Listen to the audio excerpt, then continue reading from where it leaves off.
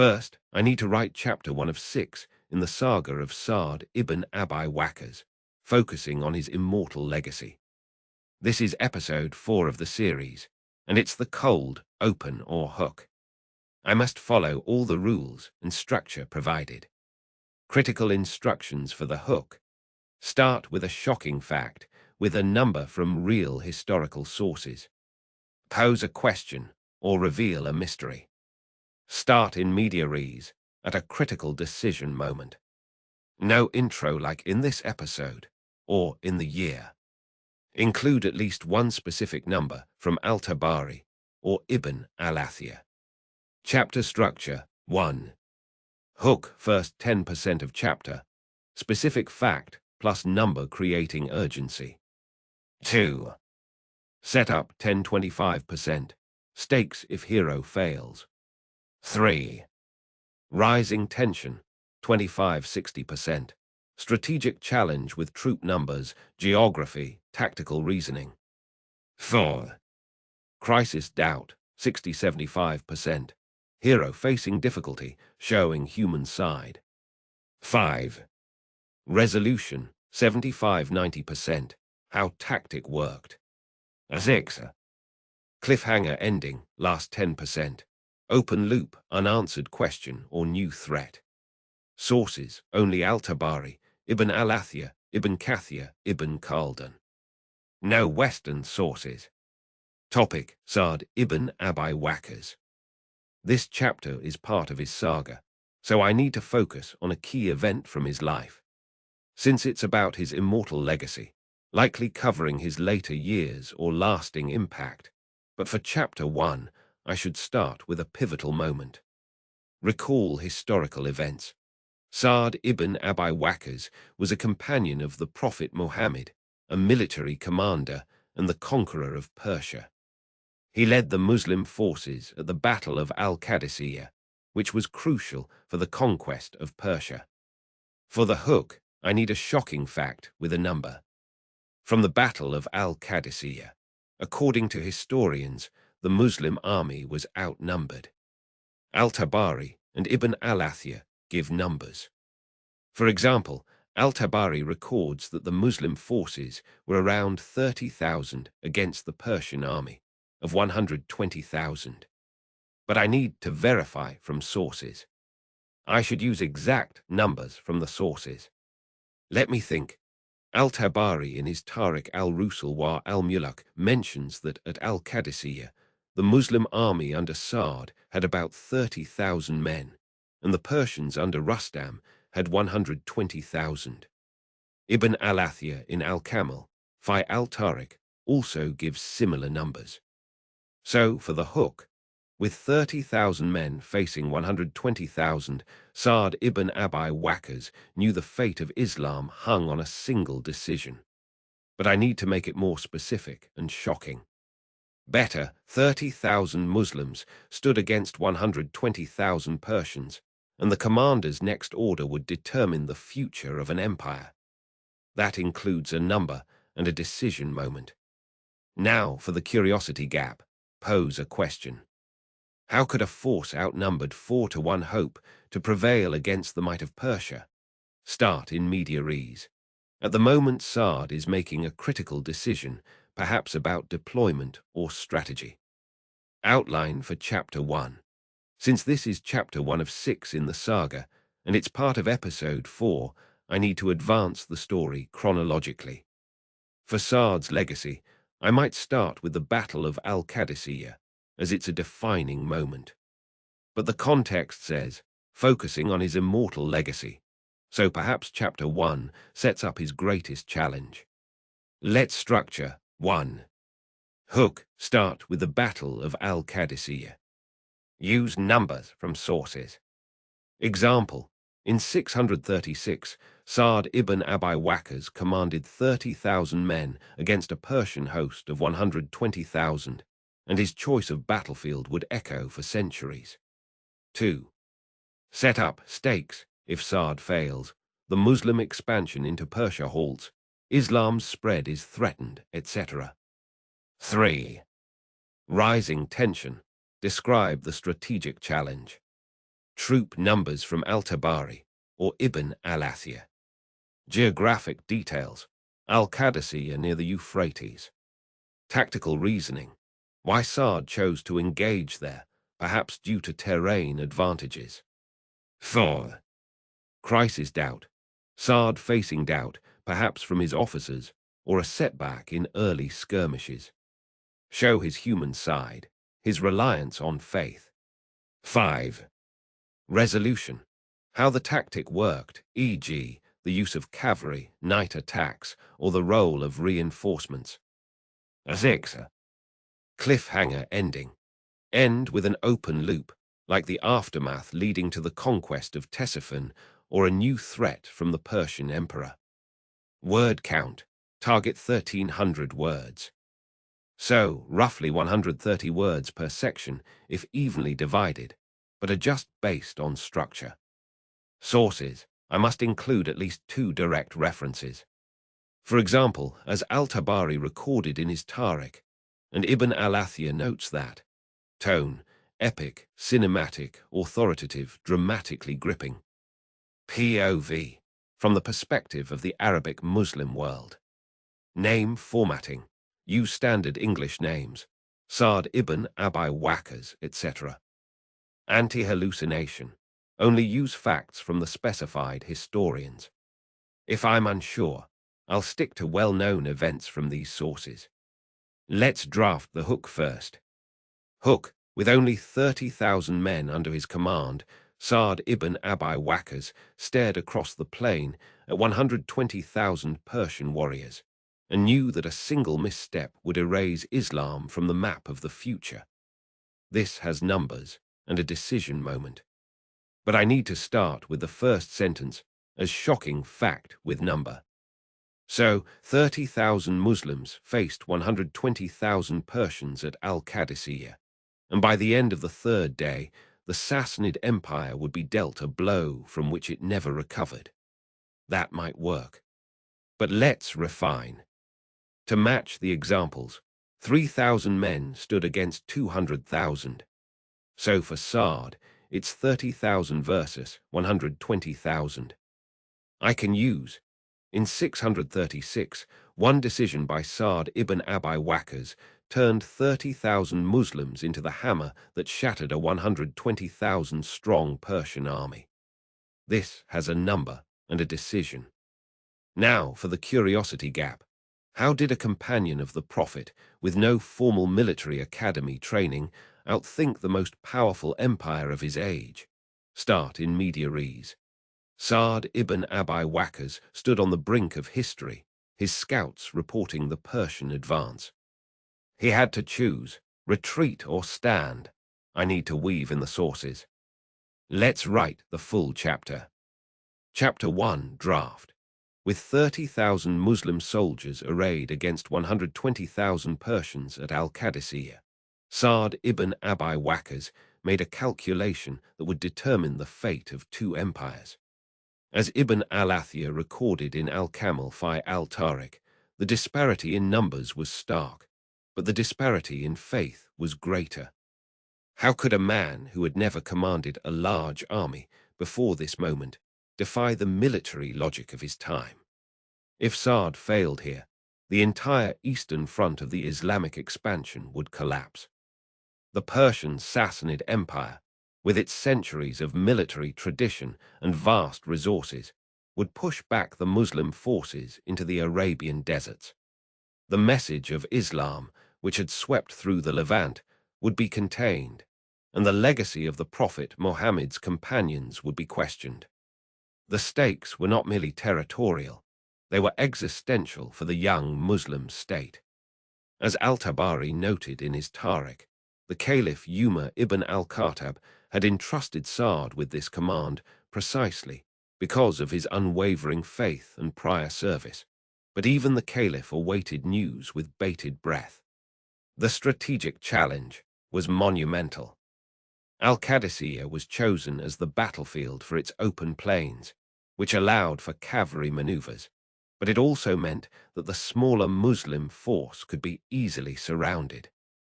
According to Al-Tabari, Sa'd positioned his army with the Euphrates River at his back, a move that puzzled some of his officers.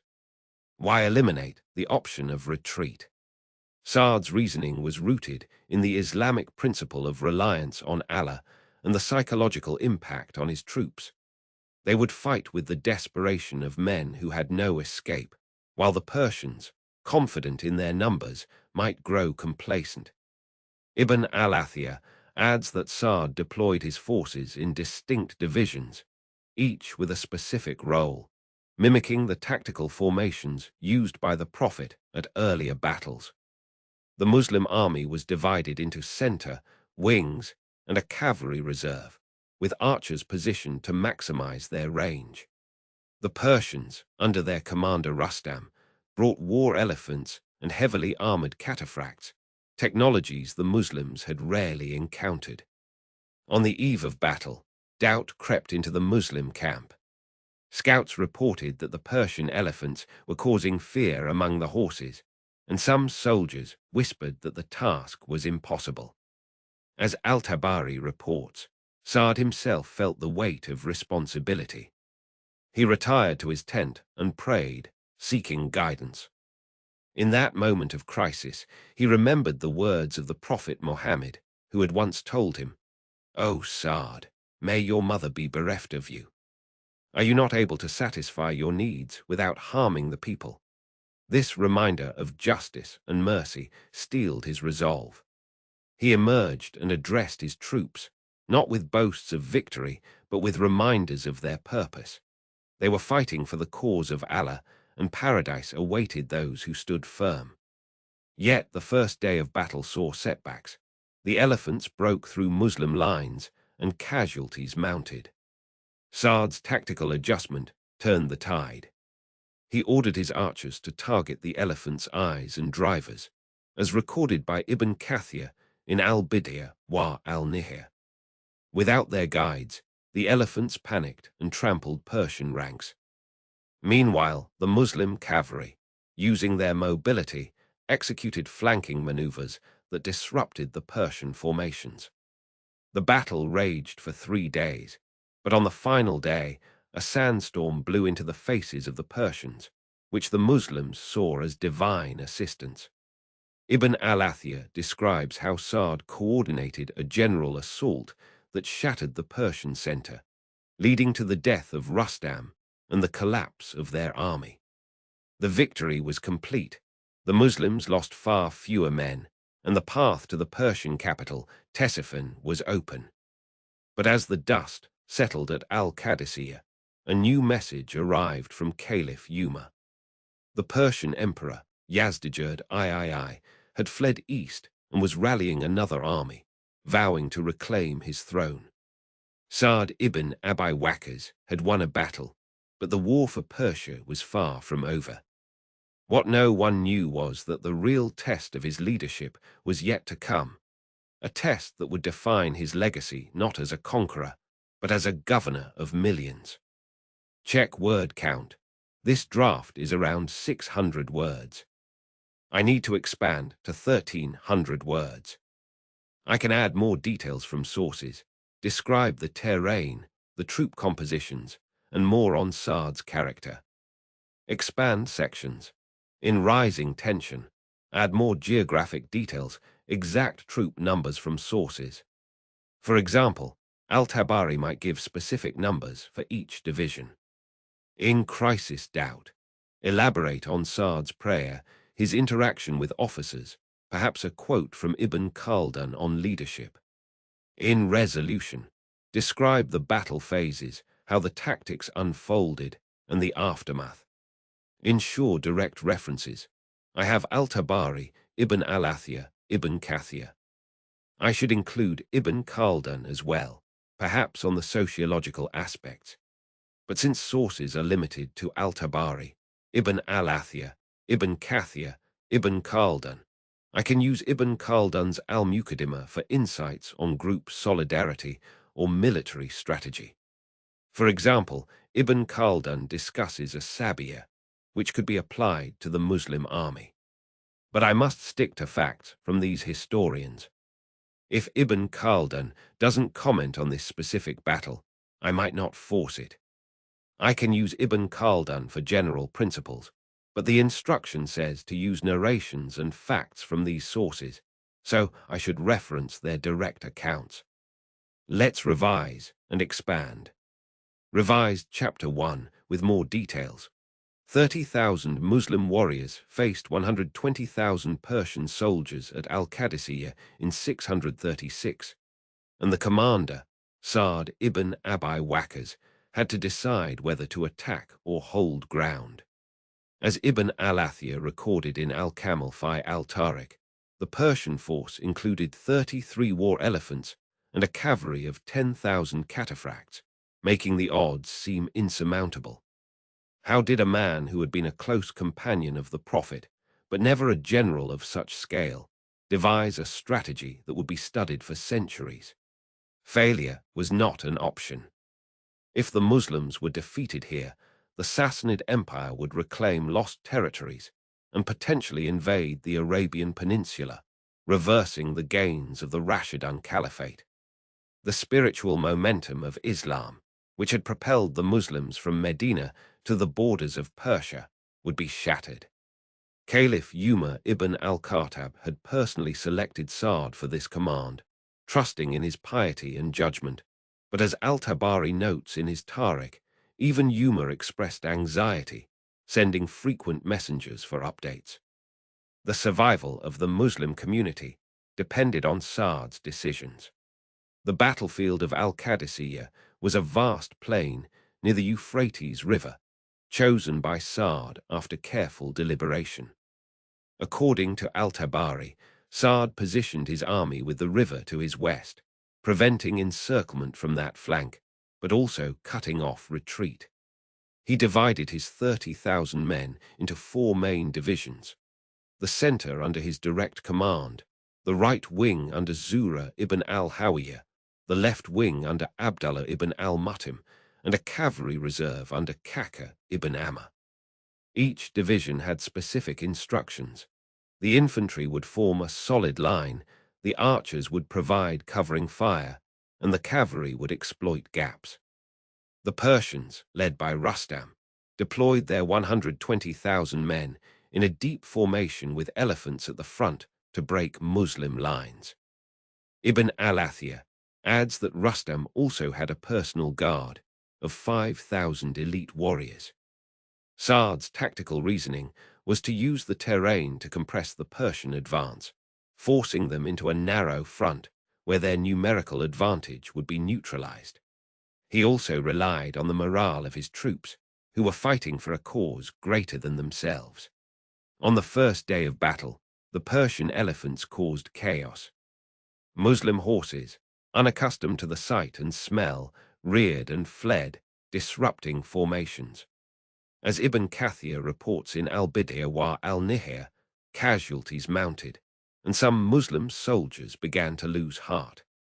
Sa'd, who was observing from a raised platform due to an illness that prevented him from fighting on horseback, felt the pressure. According to al-Tabari, he sent a message to his commanders, urging them to remind the men of the rewards of martyrdom and the importance of steadfastness. He himself prayed intensely, recalling the Prophet's teachings on patience in adversity. In a moment of doubt, he consulted with his advisors, but ultimately the decision was his. He ordered a tactical withdrawal to regroup, a move that risked being perceived as weakness, but was necessary to preserve his forces. Sa'd's resilience paid off. He instructed his archers to target the elephants' eyes and the riders on their backs, as recorded by Ibn al-Athir. This tactic, combined with infantry attacks on the elephants' legs, caused the beasts to turn and stampede through Persian ranks. Meanwhile, the Muslim cavalry, led by Kaka ibn Amma, executed a series of flanking attacks that disordered the Persian wings. The battle intensified over 3 days, with both sides suffering heavy losses, but on the 3rd day, a sandstorm blew towards the Persians, blinding them. Seizing the opportunity, Sa'd ordered a full assault. According to al-Tabari, the Muslim center pushed forward, and in the confusion, Rustam was killed, leading to the collapse of Persian command. The Muslims pursued the fleeing enemy, achieving a decisive victory. Ibn Kathir notes that the Muslim casualties were around 6,000, while Persian losses exceeded 40,000, a testament to the effectiveness of Sa'd's strategy. As Sa'd ibn Abi Waqqas surveyed the field of victory, a courier arrived with news from the north. The Persian Emperor Yazdijerd III had escaped and was gathering a new army at Jalula, a fortified city that controlled the route to Ctesiphon.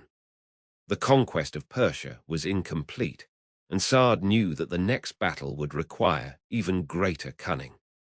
But what he did not yet know was that the challenges of governance awaited him, challenges that would test his character far more than any battlefield. Word count. This is around 900 words. I need to reach 1,300, so I can add more from sources, perhaps include quotes, describe the aftermath in more detail, or elaborate on Sa'd's background as a companion.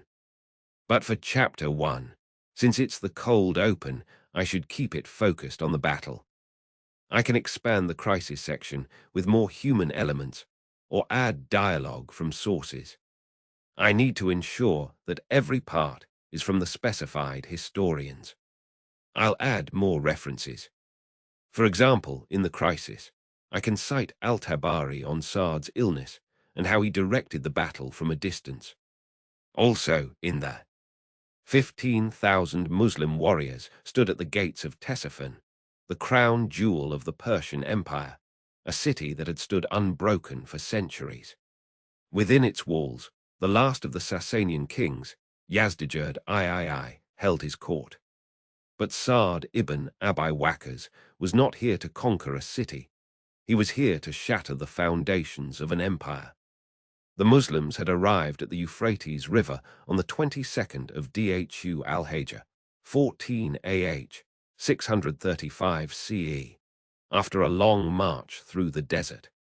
Al-Tabari reports that the Sasanians, under the command of Rostam Farrukhzad, had gathered their forces and deployed them across the river. The Muslims were outnumbered, but they were not outmatched. Sa'd knew that a direct assault would be suicidal. The Sasanians had carefully chosen their ground, and their numbers were overwhelming. According to Ibn al-Athir, the Persian army numbered 120,000 men, while the Muslims had but 15,000. Yet Sa'd was undeterred. He had a plan. He ordered his men to build a causeway across the Euphrates, using whatever materials they could find. The work was grueling, and the Persians launched constant raids to disrupt their efforts. But the Muslims pushed on, driven by faith and the unshakable belief that Allah had ordained their success. As the causeway neared completion, Sa'd faced a critical decision. The Persians had fortified their positions on the far bank, and a frontal assault would likely result in heavy losses. He needed a way to break their lines without pouring his men into the teeth of their defenses. Ibn al-Athir records that Sa'd gathered his commanders and laid out his strategy. He would lead a diversionary attack against the Persian center, drawing their attention and forces toward him. Meanwhile, a detachment of his finest warriors would cross the river upstream, where the Persian defenses were weakest, and strike at their flank.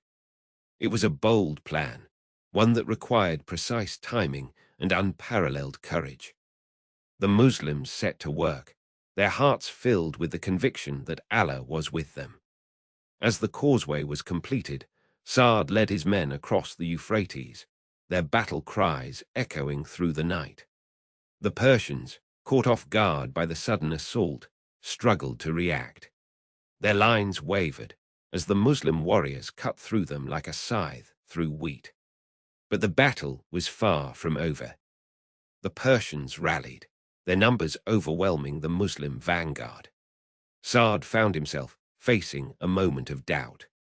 According to al-Tabari, he paused, weighing the cost of his decision. The scouts reported that the Persian reinforcements were closing in, and his men were struggling to hold their ground. Yet Sa'd knew that retreat was not an option. He gathered his commanders and ordered them to continue the assault, trusting in Allah's plan. The Muslim warriors fought with renewed vigor, their faith burning brighter than ever. Slowly they began to gain the upper hand, their tactical brilliance and unwavering resolve turning the tide of the battle. As the sun rose over the Euphrates, the Persian army lay in ruins. Their once formidable forces were scattered, their commanders dead or fleeing. The Muslims had won a victory that would echo through the ages, a testament to their faith and the strategic genius of Sa'd ibn Abi Waqqas.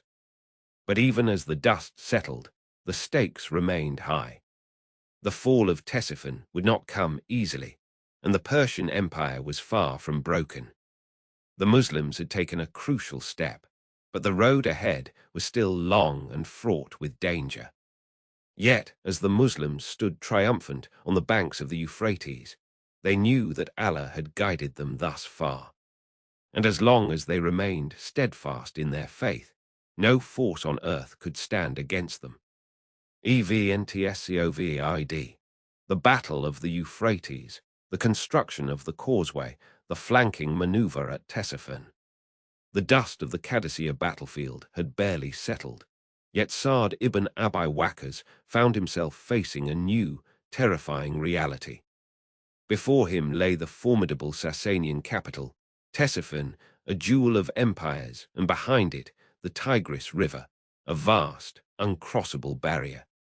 Against him stood an army, not of thousands, but tens of thousands, bolstered by the formidable might of the Persian elite. The fate of Mesopotamia, and indeed the burgeoning Islamic state, hung precariously in the balance. The stakes could not have been higher. Ctesiphon was not merely a city. It was the heart of the Sasanian Empire, its treasury, its symbol of power. Its capture would cripple the enemy, open new territories for the Dawah, and secure the eastern flank of the Caliphate. But its defenses were legendary, its defenders desperate. If Sa'd failed, the tide of victory could easily recede, leaving the Muslim armies exposed, their gains reversed, and the nascent faith vulnerable to renewed persecution. The very mission entrusted to him by the commander of the faithful, Umar ibn al-Khattab, would be in grave peril. The strategic challenge was immense. Sa'd commanded an army of approximately 6,000 men, a force that had already achieved miracles but was now dwarfed by the Sasanian defenders. As al-Tabari meticulously recorded in his Tariq, the Persian army within Ctesiphon numbered no less than 60,000, a vast sea of soldiers armed with the latest weaponry and defending their homeland.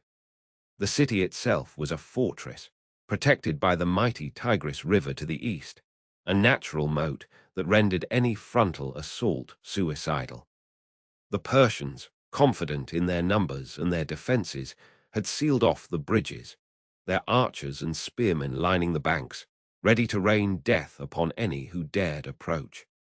Sa'd's scouts reported that the enemy, led by their skilled commanders, were confident of repelling any attack, believing the river and their sheer numbers to be an insurmountable obstacle.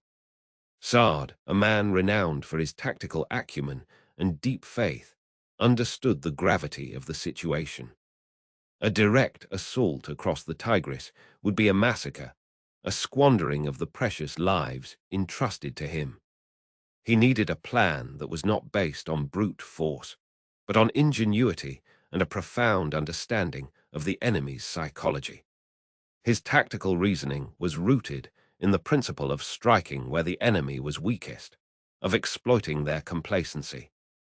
Ibn al-Athir notes that Sa'd spent days observing the river, the enemy's dispositions, and the terrain surrounding Ctesiphon. He realized that the Persians, focused on the bridges and the main crossing points, had likely neglected the less obvious approaches. His strategy began to form, a daring, audacious maneuver that would bypass the Sasanian defenses entirely. The plan was audacious, bordering on reckless. Sa'd intended to cross the Tigris not at the city, but miles upstream, a feat that would require immense courage and precise execution. He gathered his most trusted commanders, explaining his vision. The troops would march north, finding a suitable crossing point, and then descend upon the unsuspecting Sasanian rear. The risk was immense. A failed crossing could scatter his forces, leaving them isolated and vulnerable to enemy counterattacks. Yet Sa'd's faith, as Al-Tabari recounts, was his bedrock. He believed that Allah would grant victory to those who strove earnestly and trusted in his divine plan. The moment of crisis arrived as the army prepared for the unprecedented crossing. The Tigris, swollen by recent rains, surged with a terrifying power. The chosen crossing point was a wide expanse, but the current was ferocious. As the first detachments waded into the churning waters, a wave of doubt swept through the ranks, and perhaps even through the heart of Sa'd himself. Ibn Kathir records in Al-Bidayah wa Al-Nihaya the fear that gripped the soldiers as they saw their horses struggling, their shields being torn from their grasp. The enemy, alerted by the unexpected movement, began to mass on the far bank, their arrows darkening the sky. It was a moment of profound peril, where the slightest hesitation, the smallest miscalculation, could spell disaster. Sa'd, standing firm, rallied his men, his voice carrying over the roar of the river and the din of battle. He reminded them of their purpose, of the divine favor they had enjoyed, and urged them to press on with unwavering resolve. The resolution was a testament to the courage and discipline of the Muslim warriors and Sa'd's brilliant foresight.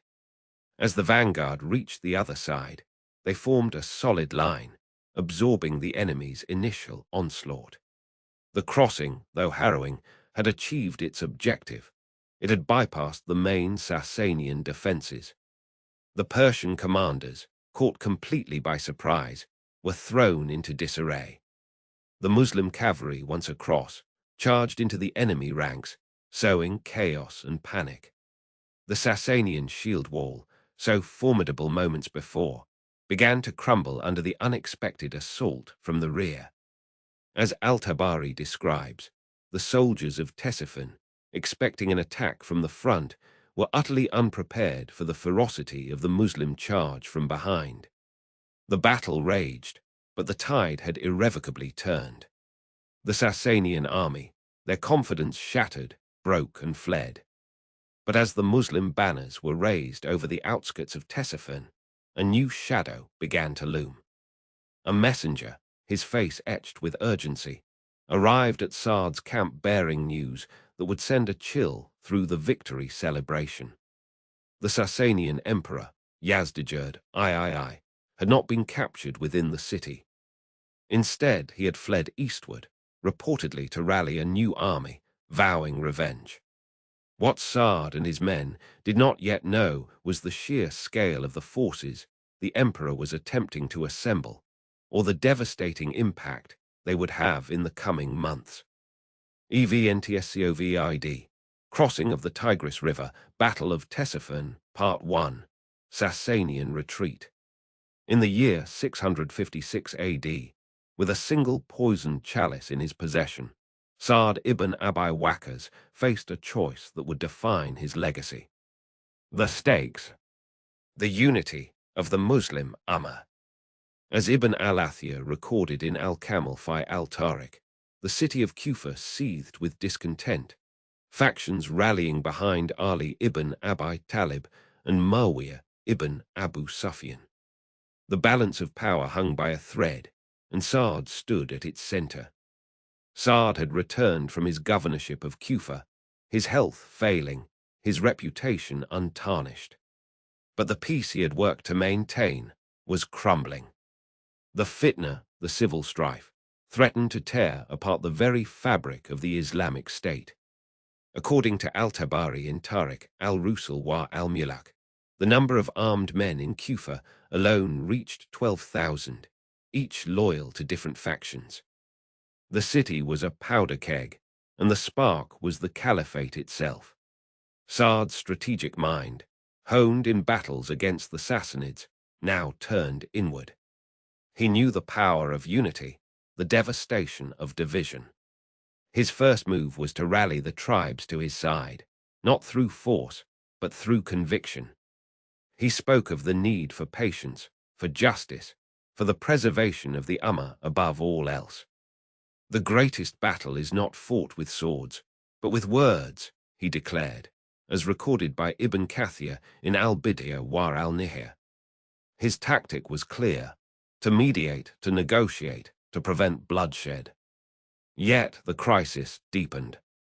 Factions refused to yield, each convinced of their righteousness.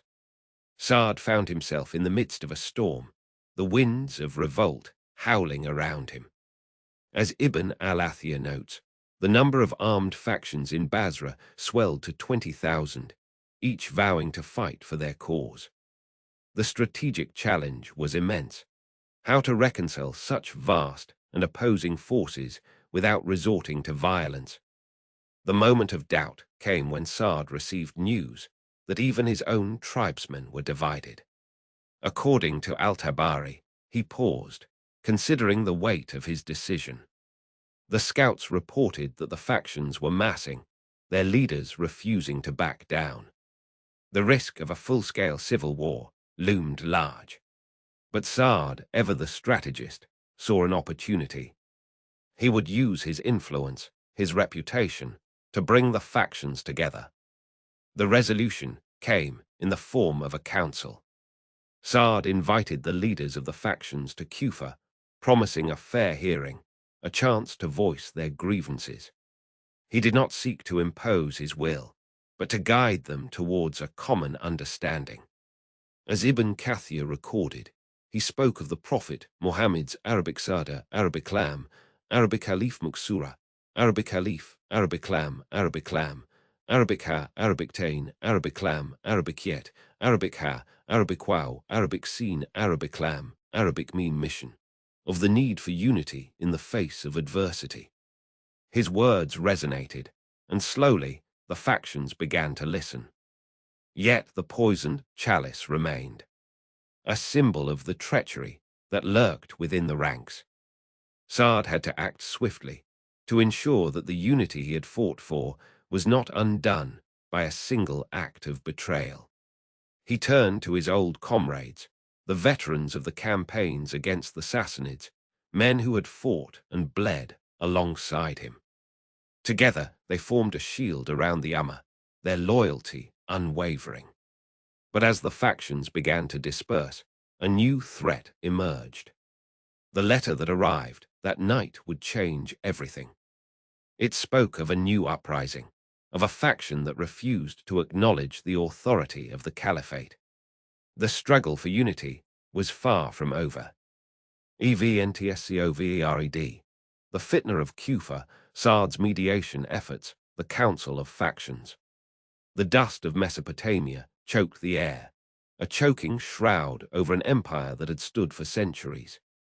Before Sa'd ibn Abi Waqqas and his dwindling force lay the vast Sasanian host, a sea of men and elephants stretching as far as the eye could see.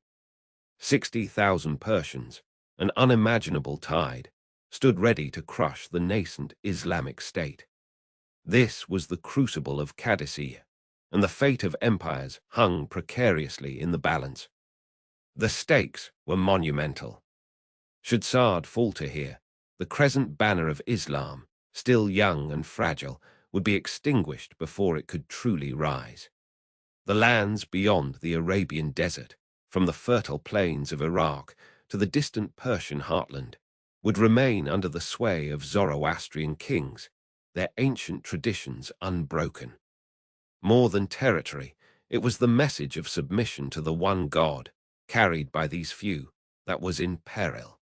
The caliphate, barely a decade old, would be crippled, its nascent strength proving ephemeral. the very future of a new civilization, guided by the Quran and the Sunnah, was teetering on the edge of a precipice. Sa'd, a companion of the Prophet Muhammad, Arabic Sada, Arabic Lam, Arabic Alif Muksura, Arabic Alif, Arabic Lam, Arabic Lam, Arabic Ha, Arabic Tain, Arabic Lam, Arabic Yet, Arabic Ha, Arabic Waw, Arabic Sin, Arabic Lam, Arabic Meme. A man renowned for his archery and his piety, faced a strategic nightmare. The Persian commander, Rostam Farrakhzad, had amassed an army that dwarfed Sa'd's own forces, numbering around 10,000, a fraction of the enemy's might. Ibn al-Athir records the overwhelming disparity, noting that the Persians came with their war elephants, an instrument of terror and destruction unfamiliar to the desert warriors. The terrain itself offered little advantage. Qadisiyyah, a plain near the Euphrates River, was open, allowing the enemy to deploy their full strength and their terrifying cavalry and elephants. The strategic challenge was not merely to fight, but to survive. Sa'd's tactical reasoning had to transcend brute force. He understood that a frontal assault would be suicidal.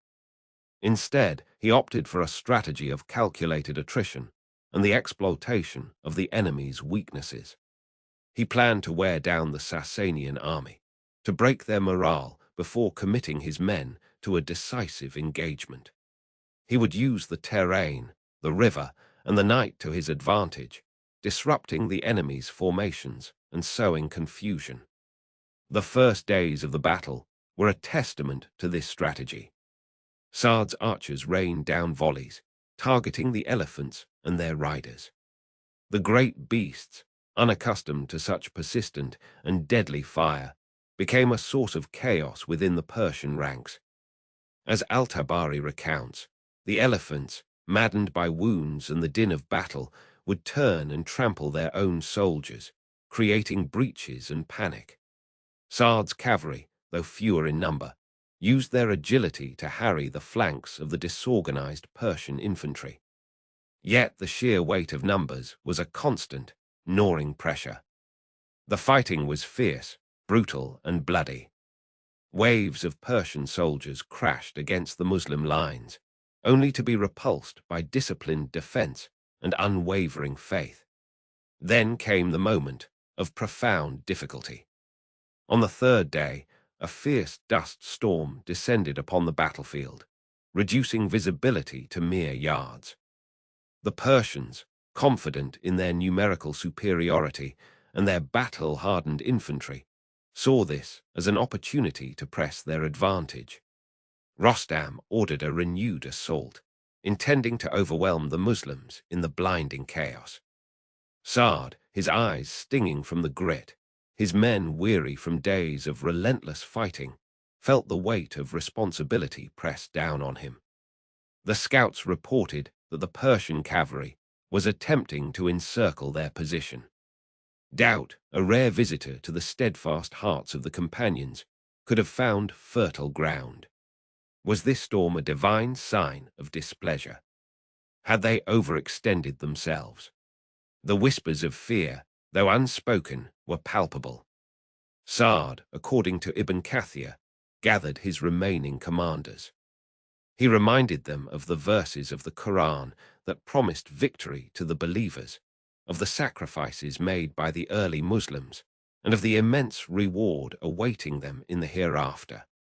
His faith, a bedrock of his character, became their shield. He ordered his men to hold their ground, to fight with renewed ferocity, and to use the storm's cover to launch counterattacks. The resolution was nothing short of miraculous, born of Sa'd's strategic acumen and the unyielding spirit of his soldiers. As the dust storm raged, Sa'd unleashed a daring tactic. He ordered a select group of his bravest warriors, under the cover of the storm, to advance on the Persian command center.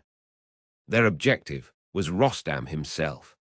Simultaneously, he signaled for a renewed assault on the Persian elephant corps. The confusion of the storm, coupled with the unexpected ferocity of the Muslim counterattack, plunged the Sasanian army into disarray. In the chaos, Rostam was slain, a pivotal moment that shattered the Persian morale. Ibn al-Athir records the ensuing rout, with the Persian army dissolving into panicked flight. The 60,000-strong host, so formidable at the outset, was broken.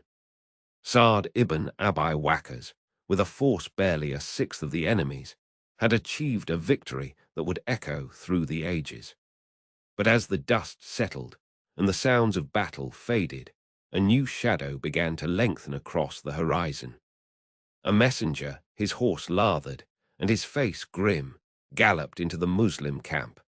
He carried news from the north, a chilling report of a massive army, unlike any they had faced before, gathering on the borders of the newly conquered lands. The victory at Qadisiyyah was secured, but a far greater threat was now emerging from the heart of the Persian Empire, a threat that would test Sa'd and the nascent Muslim state to their very core.